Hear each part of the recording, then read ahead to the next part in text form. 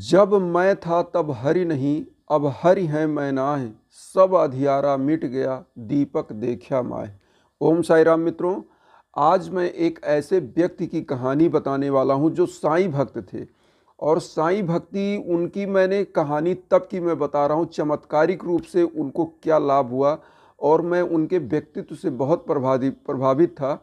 मैं उनके घर जाता था, वो पहले गुमटी में दुकान चलाते थे। मतलब उनकी जो पूरी कीमत थी उस गुमटी की, ज़्यादा से ज़्यादा 15 से 20 हज़ार रुपये उन्होंने गुमटी में लगाया होगा, या 10 हज़ार की, ऐसे कुछ रहा होगा। वो साईं भक्ति में इतने तल्लीन रहते थे। उस समय मैं घटना तब की बता रहा हूँ, ये सन 94 के आसपास की घटना मैं बता रहा हूँ। उस समय उनकी स्थिति बहुत दयनीय थी, लेकिन वो साईं भक्त थे। और उस समय मैं साईं बाबा का उतना ज़्यादा मतलब समझ नहीं पा रहा था। मैं भक्त जरूर था, लेकिन बहुत कुछ मुझे नहीं आइडिया था।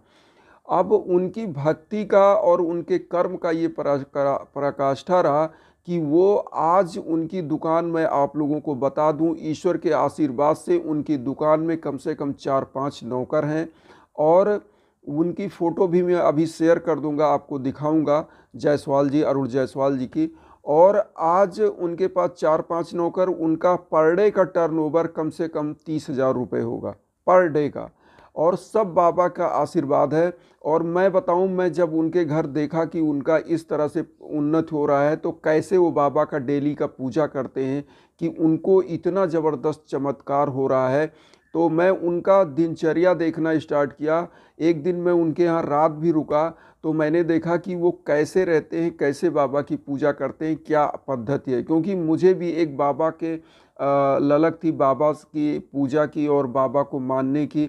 और बाबा का मैं एक तरह से धीरे धीरे मैं प्रोसेस में था कि बाबा की पूजा पद्धति को जान सकूं और उनसे अच्छे से जुड़ सकूं।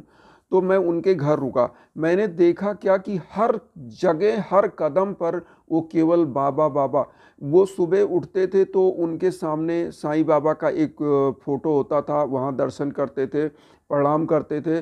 और उनको अगर जमाई डकार आ रहा है तो बाबा, वो हर कर्म। और ये भी बता दें, केवल दिन भर वो पूजा नहीं करते थे, वो अपना काम करते थे। लेकिन उनकी आप पूरी दिनचर्या आप देखते तो वो केवल साईं के ही भक्त। एक तरह से मैं बता दूं, भोजन करते थे तो पहले साईं को भोग लगाते थे। वो कुछ भोजन गाय को भी निकालते थे। इस तरह से बहुत चीज़ें मैंने देखा। और वास्तविकता मैं बता दूं आपको कि उनका एक ही कहना था। जब मैंने उनसे पूछा कि आपकी तो मैं उस समय की स्थिति देखा हूँ जब आप फर्श पे थे, आज तो आप अर्श पे हैं। उन्होंने एक चीज़ कहा था कि सर, एक चीज़ आप जान लीजिए, अगर आप ऊर्जा को मानते हैं तो आप बाबा को मानेंगे। हमने कहा कि कैसे आप ये चीज़ कह सकते हैं कि बाबा की ऊर्जा है। उन्होंने कहा कि अगर आप अन्न खाते हो और अन्न अगर एक दिन आपको ना दिया जाए तो आप नहीं चल पाओगे। इसी प्रकार से जब आप इस धरा पर हो तो किसी न किसी शक्ति के द्वारा आप संचालित हो। वो शक्ति ही है जो संचालन करती है। उन्होंने एक उदाहरण मुझे दिया कि आज वैज्ञानिकों ने बड़ी बड़ी हवाई जहाज़ें बना दिया, या बड़ी बड़ी मोटरसाइकिलें बना दिया, क्या उसमें पेट्रोल ना डाला जाए तो क्या वो चल सकती है? पेट्रोल है क्या, कंजप्शन करता है तो ऊर्जा में कन्वर्ट होता है, डायनेमिक ऊर्जा उसमें पैदा हो जाती है और वो चलने लगता है।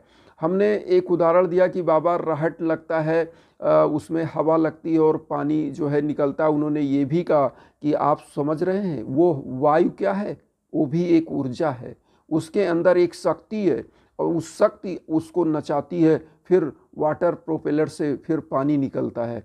तो मैं उनकी बातों को मान गया कि वास्तव में हर जगह ऊर्जा है।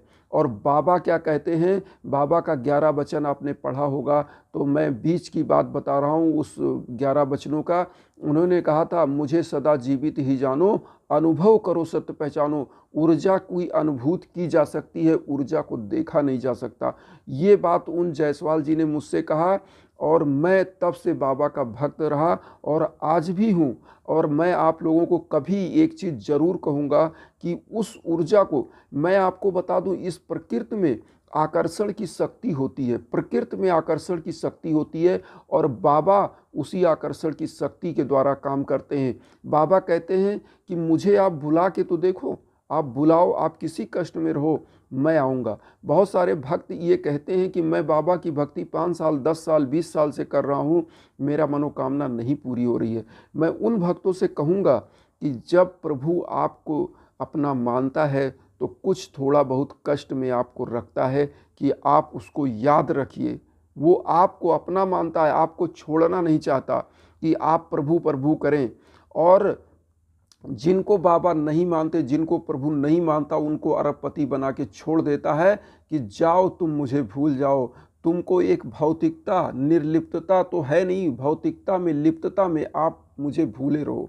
लेकिन आपको इस धरा पर जरूर ये चीज़ दिखता है कि वो बहुत बड़ी बड़ी गाड़ियों में चल रहे हैं, लेकिन अंतिम गति वही होती है कि जो आपने कल्पना नहीं किया है। मैंने बहुत सारा, मैं नाम नहीं लेना चाहता हूँ, मैं इंडिया के बहुत बड़े ऐसे, आप लोग ने भी वो न्यूज़ पढ़ा होगा कि वो मुंबई में अपने घर में मर गए, सड़ के लाश कंकाल हो गई, बेटे अमेरिका में रहे।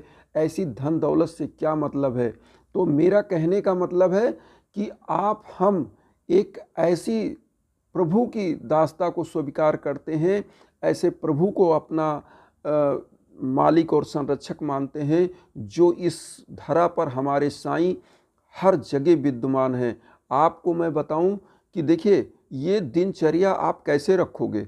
दिनचर्या साईं को, अगर आपको आगे बढ़ना है, साईं को मान रहे हैं और बाबा को हर पल प्रतिपल आपको याद रखना है। आपकी डेली की दिनचर्या क्या हो, आप बाबा को याद रखिए। किस प्रकार से आप उठते हैं तो प्रथम प्रणाम आप बाबा को, अगर माँ पिता आप साथ रहते हैं तो प्रथम प्रणाम माँ बाप को आप करिए, उसके बाद आप बाबा को प्रणाम करिए। फिर आपको अगर कोई भी एक कप चाय लेकर के आता है घर में तो उसका शुक्रिया करिए, क्योंकि हमको जो प्रकृति दे रही है, जो लोग दे रहे हैं, वो हमारे गुलाम नहीं हैं, वो हमारे संरक्षक हैं, हमारे दाता हैं। अगर आप इस भावना से प्रणाम करोगे, आपका सम्मान लोग करेंगे और लोगों का सम्मान आप करोगे, तो देखिए वातावरण कितना खिल जाता है। साईं की शक्ति यहीं पर काम करती है। साईं हमेशा कहते हैं कि निरीहों, गरीबों, निर्विकलों लोगों की सेवा करिए। जब आप लोगों की सेवा करोगे ना, तो अंदर से आपका दिल खिल जाता है। कैसे? हम बता रहे हैं। आप किसी को एक दिन एक कप चाय पिलाकर देखिए, आप किसी को एक दिन एक निवाला किसी गरीब को उठा के ले जाके खिला के देखिए कि चलो तुम भूखे हो, मैं आपको, मेरे पास 100 रुपये है, हम खरीद के आपको दे रहे हैं।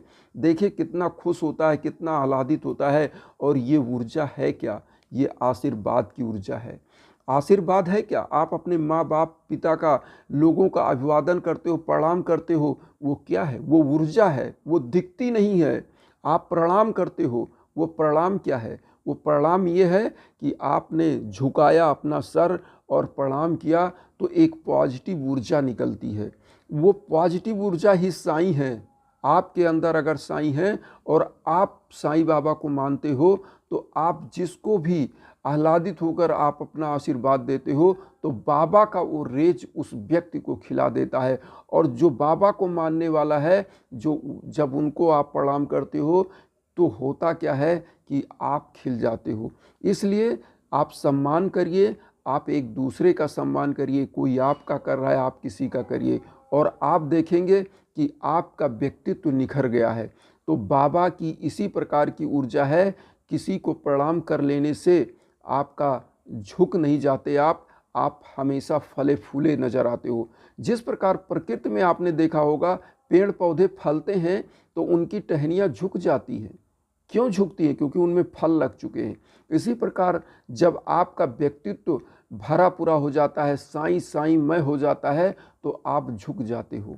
और इसीलिए कहा गया है कि विद्या ददाति विनयम। विद्या क्या है? विनय देती है, आपको समाज में रहने का सलीका सिखाती है। और साईं यही कहते हैं। साईं कहते हैं कि आप कर्म योगी बनो। मैं ये बार बार कहता हूँ, कर्म योगी बनो। आप कर्म करते रहो, लेकिन मुझे याद रखो। बाबा कभी ये नहीं कहते कि आप कर्म करना छोड़ दो, आप कर्म करिए। बहुत सारे, मैं अभी जायसवाल जी की बात बता रहा था, कैसे वो करोड़पति हो गए। उनका मैं बता रहा हूँ कि बहुत मैंने ऐसी स्थिति देखी कि जब 2 टाइम का भोजन उन लोग को व्यवस्था करना पड़ता था। छोटे-छोटे फार्म बेचते थे 2 रुपए, 1 रुपए के। आज उनके पास बीसों नौकर हैं। जितना वो एक ज़माने में कमाते थे, आज उसके 50 गुना वो अपने नौकरों को वेतन देते हैं। तो ये उनका सीखने का है, उनके अंदर ये भक्ति थी और उस समय भी वो इतना अगाध श्रद्धा था कि जो वो एक रोटी कमाते थे तो उसमें से 10वां अंश वो लोगों को देने के लिए तत्पर रहते थे। उनका व्यक्तित्व ऐसा था, तो बाबा इसीलिए उनको आगे ले गए।